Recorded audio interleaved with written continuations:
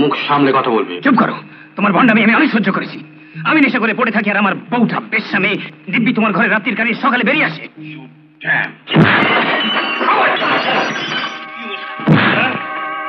এত বড় সাহস!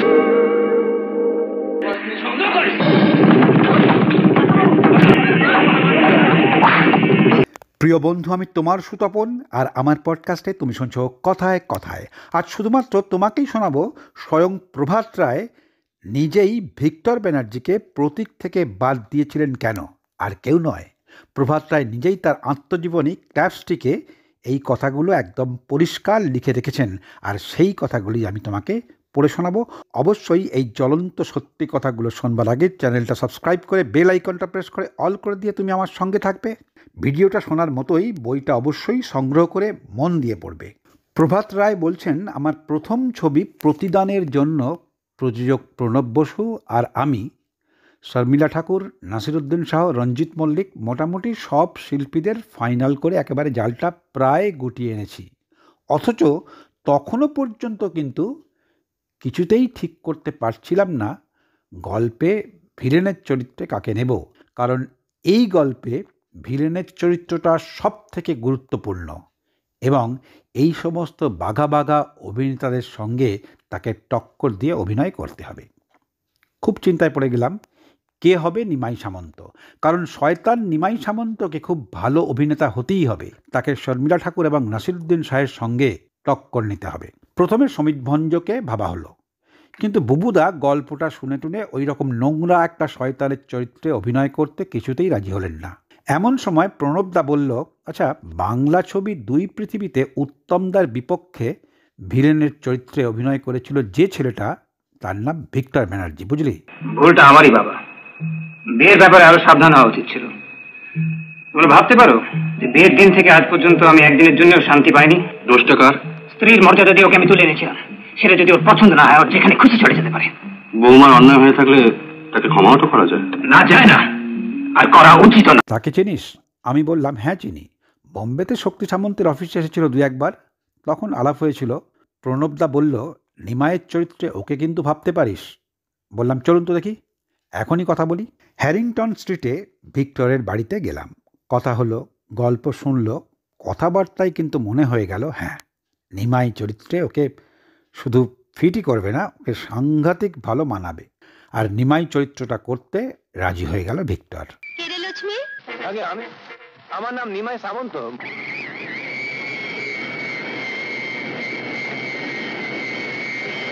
প্রণবদা বলল, তাহলে ফাইনাল রইল, তুমি কিন্তু প্রতিদান করছো। ও বলল ওকে। এবার চলে আসার সময় হঠাৎ ভিক্টর বলে উঠল, আজ সকালে ডান হাতটা না খুব চুল করছে, মনে হচ্ছিল কিছু টাকা পয়সা আসবে। আমি তো অবাক, বললাম কি আশ্চর্য, আরে আমি তো নিমাইয়ের জন্য এইরকম একটা সংলাপই লিখেছি, এক মারোয়ারি শেঠের একটা কাজ করে দেওয়ার বিনিময়ে নিমাই ঠিক এই সংলাপটাই বলবে। তবে কদিন ধরে সালা হাতটা খুব চুল করছে, মনে হচ্ছে মাল টাল আসবে। তাই ভিক্টরের কথা শুনে প্রণবদা হেসে বললেন, তার মানে আমরা একেবারে ঠিকঠাক নিমাই পছন্দ করেছি। কিন্তু প্রণবদার সঙ্গে বেশি টাকা পয়সা তখন নিয়ে যাননি, তাই পরে সাইনিং করে পাঠিয়ে দিয়েছিল। প্রতিদান ভিক্টরের দ্বিতীয় বাংলা ছবি। একেবারে মন প্রাণ ঢেলে অভিনয় করেছিল। ওর চোখ মুখে যেন শয়তানি ফুটে বেরোতো। শুধু একটা নয়, ওর মুখের অনেক সংলাপে সিনেমা হলে একেবারে হাততালি ফেটে পড়তো। ভিলেনের সংলাপে হাততালি সাধারণত খুব কম মানুষের ভাগ্যেই জোটে। একটা দৃশ্যে ভিক্টর শর্মিলাকে ধরতে গেলে সে তো একেবারে ছিটকে সরে যেত। তখন ভিক্টরের সংলাপটা ছিল, শালি পিছলে গেলি। দর্শকের মধ্যে হাসির রোল শুধু উঠতই না, পটপট করে চেয়ারও আনন্দের তোড়ে ভেঙে ধুলো হয়ে যেত। ভিক্টরের অভিনয়ে কোনো জবাব নেই, নিঃসন্দেহে ভালো অভিনেতা। তবে শর্মিলা আর নাসিরুদ্দিনের সঙ্গে ভিক্টরের সিনে আমার কিন্তু একটু টেনশন হতো। কেউ কাউকে 1 ইঞ্চি জমি ছাড়তো না, একটা প্রচ্ছন্ন প্রতিযোগিতা চলতো ওদের মধ্যে। আর তাই আমাকে সববার সংলাপ এবং শর্ট টেকিং নিয়ে খুবই চিন্তা ভাবনা করতে হতো। রাতের ঘুম চলে যেত, যাতে তিনজনেই আরও ভালো অভিনয় করে, অভিনয়টা করতে অনুপ্রাণিত হয়। নিজেদের মধ্যে একটা চার্জ খাইয়ে রাখতে হবে, সেটা সব সময় আমি ফিল করতাম। রঞ্জিতদার চরিত্রটা ছিল রোম্যান্টিক শর্মিলার সঙ্গে। খুব খুশি হয়েছি, গলা শুনে তো বোঝা যাচ্ছে না। তাকাও, তাকাও, তাকাও। নাসিরের সঙ্গে ভিক্টরের কিছুই ছিল না, কিন্তু পরিচালক হিসাবে আমার দায়িত্ব ছিল শিল্পীদের কাছ থেকে ভালো কাজটা একেবারে নিংড়ে বের করে নেওয়া। একটা সিনের কথা বলি। শর্মিলার ডাকাত রূপ সিং মানে নাসিরুদ্দিনকে একটা অনাথ আশ্রমে নিয়ে এসে রেখেছে।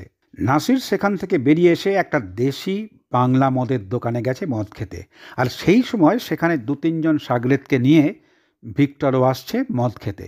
ভিক্টর এই প্রথম নাসিরকে দেখল, দেখে বলল, কোন সা খেতে পেঁয়াজ করি বে? এর উত্তরে নাসিরের কিন্তু একটাও ডায়লগ ছিল না। বুঝতে পেরেছিলাম নাসির, আমি যেহেতু ডিরেক্টর, ও মুখে কিছু বলতে পারছে না, কিন্তু মনে মনে খুশি হচ্ছে না। একটা সময় বলেই ফেলল, আরে প্রভাত, মুঝে কুছ অ্যাকশন দো ইয়ার। হঠাৎ মাথায় এলো নাসির একটা মদের বোতল তুলে নিয়ে মুখ দিয়ে ছিপি খুলে থু করে দূরে ফেলে দেবে। দেশি মদের বোতলে কর্ক লাগানো থাকে, মুখ দিয়ে ছিপিটা খুললেই একটা ভক করে আওয়াজ হবে। নাসিরের আমার সাজেশনটা দারুণ ভালো লেগে গেল। একটা তাচ্ছিল্যের অভিব্যক্তি ওর চোখে মুখে ফুটে উঠল। আমি ওই শব্দটাকে মিক্সিংয়ের সময় আরও বাড়িয়ে তার সঙ্গে মিউজিকের ঝঙ্কার দেওয়ার ফলে একটা দারুণ ইম্প্যাক্ট তৈরি হলো। শব্দটা ছোট হলেও বক্স অফিসের ভাণ্ডারে কিন্তু বড় করে ধাক্কা মারল।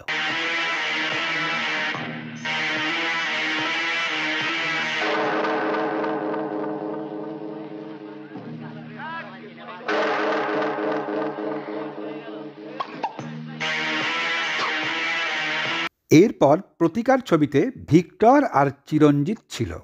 আমাদের 3 জনের মধ্যে বেশ বন্ধুত্ব হয়ে গেল। ভিক্টর আর চিরঞ্জিত দুজনে মিলে টেকনিশিয়ানদের পিছনে খুব লাগতো। এ ওর জুতো লুকিয়ে রাখতো, কখনো কেউ চেয়ারে বসতে গেলে পেছন থেকে চেয়ারটা টেনে সরিয়ে দিত। ওদের সঙ্গে আবার একেবারে তালে তাল মেলাতো দেবশ্রী। একটা দোলের সিন ছিল, তখন তো রীতিমতো দোল খেলা হয়েছিল। ছবিতে বিপ্লব, শতাব্দী রায়, উৎপলদা, মাধবীদি ছিলেন। বেশ একেবারে জমাটিয়ে আড্ডা হতো মাঝে মাঝে। শুটিংটা তখন আর শুধুমাত্র কাজ নয়, কাজের সঙ্গে দারুণ হৈ হৈ করে মজা করে খুব ভালোভাবে ছবিটার শুটিং আমরা শেষ করতে পেরেছিলাম। ছবিটার শেষের দিকে সামান্য একটা ব্যাপার নিয়ে চিরঞ্জিত আর ভিক্টরের মধ্যে এমন কথা কাটাকাটি হলো, তখন শুটিং করাটা কিন্তু মারাত্মক টাফ ব্যাপার হয়ে গেল। কিসের অপরাধে ধরে নিয়ে যেতে চান সেটা থানায় গেলেই জানতে পারবে। আর নিয়ে গিয়ে ওখানে পেটাবেন তো, স্বাদটা এখানেই মিটিয়ে নিন না। যাবেন না। যদি না চাই আপনি কি করবেন? কি তোমাকে কুকুরের মতো মারতে মারতে নিয়ে যাব।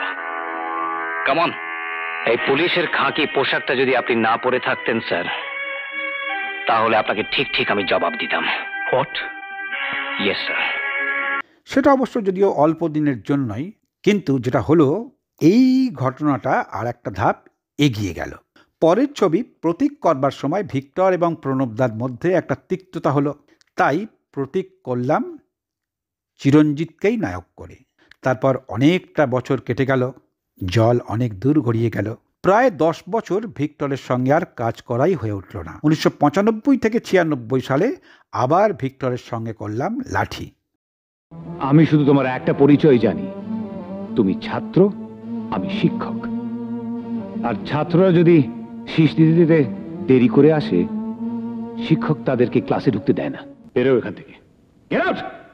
আপনার সাহস তো কম না, আমাকে বলছেন গেট আউট। জানেন, বাবাকে বলে আমি আপনাকে এই পৃথিবীর থেকে গেট আউট করে দিতে পারি। Get out!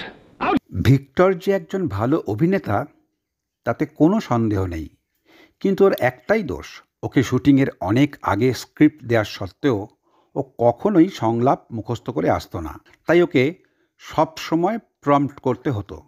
তার ফলে ওর সঙ্গে ওর পাশে যে শিল্পী থাকতো তার খুবই অসুবিধা হতো, এবং রাশ প্রিন্ট এডিট করতেও সমস্যা হতো, কারণ ওকে প্রম্পট করা ডায়লগের শেষটুকু ওর পাশের চরিত্রের সংলাপের ওপর ওভারল্যাপ করে যেত।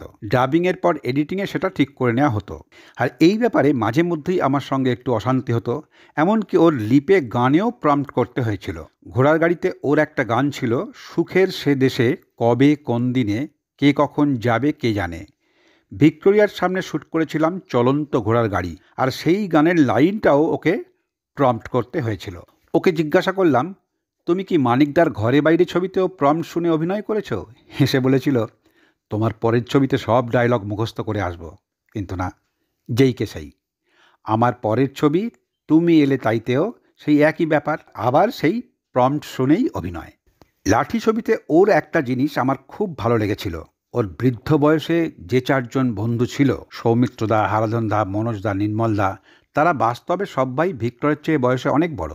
তাই যেদিন বৃদ্ধ ভিক্টরের সঙ্গে ওদের সিন থাকতো, সেদিন ভিক্টর বৃদ্ধের মেকআপ নিয়ে লাঠি হাতে ওদের সঙ্গে মেকআপ রুমে চলে যেত, ওদের সঙ্গে আড্ডা মারত। কম বয়সী যারা ছিল তাদের সঙ্গে আড্ডা মারত না। সেদিন ও নিজেকে বৃদ্ধই ভাবত, যার ফলে বৃদ্ধের চরিত্রে ওর চালচলন, কথাবার্তা খুব স্বাভাবিক লেগেছিল। এটা অকখন নয় যেটা আমি শেখাতে পারবো, এটা মনুষ্যত্ব, যেটা বানান জানলেও অনেকেই তার মানে বোঝে না। আর যারা মানুষই নয় তাদের বোঝাবো? হ্যাঁ, এত বড় শিক্ষক আমি নই। সেটা শেখাতে পারে শুধুমাত্র ওপরওয়ালা। সময় আসুক, উনি তোমায় ঠিক শিখিয়ে দেবেন। তুমি এলে তাইয়ের পর ভিক্টরের সঙ্গে আর কোনো কাজ করা হয়নি। ভিক্টর বাংলা, হিন্দি, ইংরেজি, অসমিয়া নানান ভাষায় কাজ করেছে। ভালো ছবি আঁকতে পারে, প্রচুর পড়াশোনা আছে। মানুষ হিসাবে অবশ্যই ওকে আমার সব সময় ভালো লেগেছে। ছবি করার সময় মাঝে মধ্যে অশান্তি, মতের অমিল হলেও আমি মনে করি আজও ওই আমার ভালো বন্ধু। এবং ভিক্টর একজন শুধুমাত্র ভালো অভিনেতা নয়, তার সঙ্গে ভালো মানুষও, তবে একটু খামখেয়ালি। এবং খামখেয়ালি বলেই ওকে মাঝে মধ্যেই খুঁজে পাওয়া যায় না। কখনো চলে যায় ওর আর এক ঠিকানা মুসৌরিতে, ঘুরে বেড়ায় পাহাড়ে পাহাড়ে, কখনো চলে যায় বিদেশে। তখন কিন্তু ওকে খুঁজে পাওয়া মুশকিল। ওর আর একটা দোষ বা গুণ যাই বলুন না কেন, ও কিন্তু ভীষণ স্পষ্ট বক্তা, আর অনেক অপ্রিয় সত্য কথা দুম করে বলে দেয় মুখের ওপর, যেটা অনেকেই হজম করতে পারে না, আর তখনই হয় মনোমালিন্য। আবার মনটাও কিন্তু অত্যন্ত ভালো। মাঝে আমি যখন অসুস্থ হয়ে পড়ি, সমস্ত কাজ ফেলে সববার আগে আমাকে দেখতে ছুটে এসেছিল ভিক্টর। আর এই সব কিছু মিলিয়েই কিন্তু ভিক্টর ব্যানার্জি। তবে ওর আসল নাম কিন্তু পার্থসারথী বন্দ্যোপাধ্যায়। হয়তো এই রকম চরিত্রের জন্যই ওর জীবন থেকে হারিয়ে গেছে পার্থসারথী নাম, আর তাই আমরা ওকে ভিক্টর ব্যানার্জি নামেই চিনি। তবে গোলাপকে যে নামেই ডাকো না কেন, গোলাপের যেমন কাঁটা আছে, তেমনি তার সুগন্ধ এবং মাধুর্যও আছে। আর ওর চরিত্রের এই দুটো বৈশিষ্ট্যকে মেনে নিতে পারলেই যে কোনো মানুষের খুব ভালো বন্ধুত্ব হয়ে উঠতে পারে ভিক্টর। ভিক্টর ব্যানার্জি একজন সত্যিকারের মানুষ এবং যথার্থ বন্ধু বলেই এমনকি পেশাগত কারণে প্রভাত রায় ভিক্টর ব্যানার্জিকে প্রতীক থেকে বাদ দিলেও, ভিক্টর ব্যানার্জি যেমন প্রভাত রায়ের ছবির সেরা অভিনেতা, তেমনি প্রভাত রায়ের জীবনের অবশ্যই শ্রেষ্ঠ বন্ধু। তাই অসুস্থতার খবর পেয়েই সব কাজ ফেলে দূরে থেকেও সববার আগে সেই সুদূর থেকে হসপিটালে ছুটে এলেন ভিক্টর ব্যানার্জি। আজ এত বছর পরেও ফোনে কথা কিংবা সরাসরি দেখা হলেই প্রভাত রায়কে তিনি অন্তর থেকে বলে ওঠেন হরি ওম বলেই শুরু করেন কথা। বন্ধু প্রভাত রায়ের মতোই তোমার জীবনে অন্তত একজন মানুষ হয়ে উঠুক সত্যিকারের বন্ধু। আর তুমিও দেখা হলে অন্তর থেকে তাকে বলে ওঠো হরি ওম। অবশ্যই চ্যানেলটা সাবস্ক্রাইব করে তোমার মতামত জানাবে। আর সবার আগে তুমি ভালো থেকো বন্ধু। টাটা।